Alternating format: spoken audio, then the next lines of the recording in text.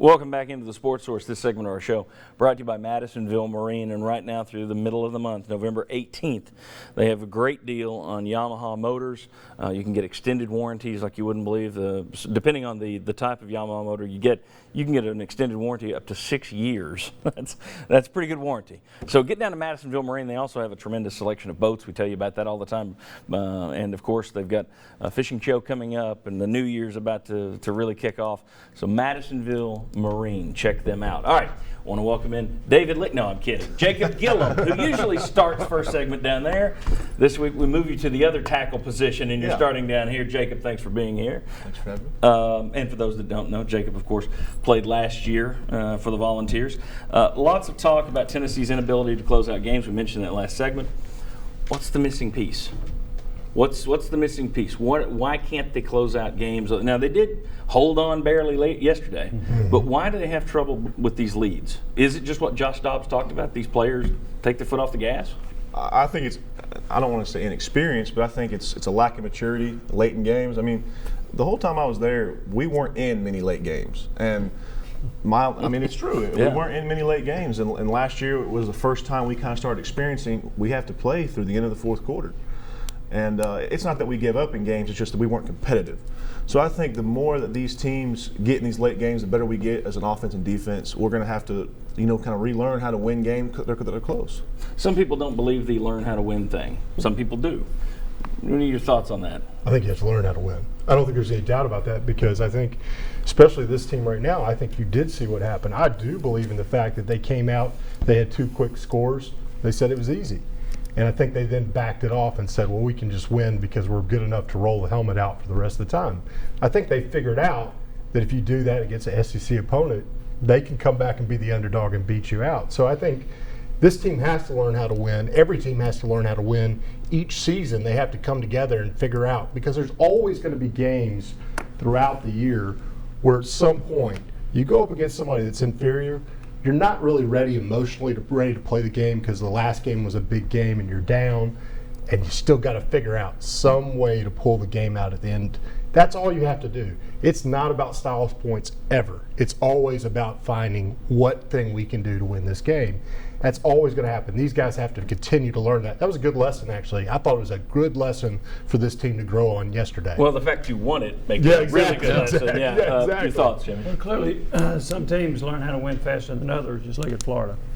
Yeah. But that's probably unusual a little bit to see that. I think what happens in Tennessee late is that they try to protect the lead. And when they try to protect the lead, I think they go conservative. And when they go conservative, they're not productive. And that's one reason that last night they couldn't get a first down to put the game away. They weren't able to get some first downs earlier against some teams to put the game away or drive down and kick a field goal. The fourth quarter has been by far Tennessee's least productive quarter in terms of scoring points. They've scored like 34 the fourth quarter all year. And I just think they get in this mode of let's sit back, let's don't do anything silly to lose this game, and let's let the defense take care of it. I think that's been part of the problem. See, and I don't know. I think it's part of the problem. I don't know how big of a part, because if Malone catches that deep ball, we're not talking about how conservative they got in the second half. But I do think that has played an issue. I think another thing that's played an issue is inconsistency at the quarterback position. When Dobbs isn't able to run, banged up, if he's not able to run, that takes a big weapon out of it. And he's just not consistent enough passing the ball to be able to march you down the field with his arm. That's just not what you're going to see. Maybe there'll be a game where he does it, but like Georgia had a big game. That's not his game, though. And I think that's part of it as well. Put that in the mix. David, your thoughts? We talked before the show. Did they go vanilla, did you think? Well, I think part of the problem, exactly what you're talking about, is at the quarterback position, at the receiver position, our passing game. You get into situations where the other team gets back in the game. You're working now against the clock in the second half. Time's ticking down. I think maybe the coaches feel, hey, and running football is the strength of this team. But I think they get to the point where they say, we've got to make up chunks of yards. We've got to be able to score quickly. They start throwing the ball around. Our receivers aren't playing very well. The quarterback throwing the ball is inconsistent. And we're hitting some 3 and outs, and that stuff piles up on you in a hurry. And I think another part particularly for South Carolina, and as we go later into this year, are the injuries. I mean, the team, they're everywhere. I think that adds to the fact of letting the other team back in the game. But ultimately, it's like what Will talked about. It's the mentality, overcoming this hump of we get up early, we let them back in, we don't know how to finish it out. Well, they finished it out, and I think that's a big mental thing that they overcame. The defense finished it out. Yeah, Malik Foreman. And then the drop on Malone was they weren't protecting the lead. It's tied. Yeah, That's point. my deal about when they seem to have that lead. I think they go too conservative. I think you can. I guess what I'm getting at is a lot of people say, well, it's this. I don't think it is just this. I think it's a little of this, a little of that, a little of this, and it's a mix right now. And it will be interesting to see how much they learn from that game, because with Missouri's defense, with Vanderbilt's defense, I'm not expecting you just to roll out there and beat people 50-0 in those two games. The offense is going to have to win one of these eventually. Yeah. All right, we're way over, so I'm going to be quick on this one. The field has been really bad for the last couple of years, and yesterday it's to the point after it was so sloppy. It's to the point where you're now dangerous for players, I think. Kamara slipped in the end zone on his touchdown. Hurd slipped. Pearson slipped on the first step after a screen pass. Carolina was slipping all over the place.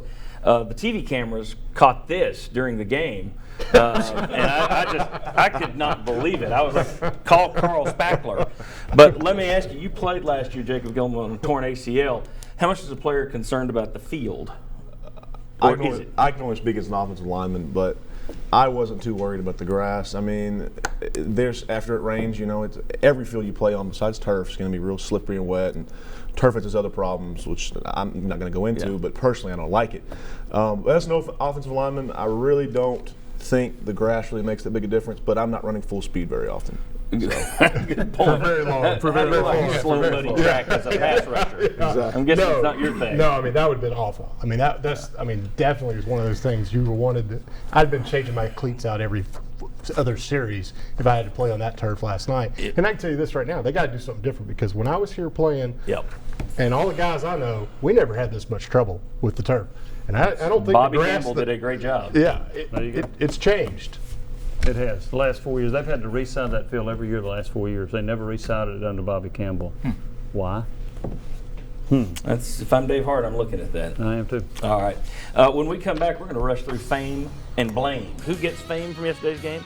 Who are we going to throw a little dirt at? I'm always the negative guy. Nobody else will say it. But we'll have Sterling, Chuck, and Daniel Hood. Who's the other guy? We got too many people on the show. Come on back on the Sports Horse. From East Tennessee to the Carolinas, no job is too big for Benedict Construction. Patios and decks, custom remodels, even custom homes.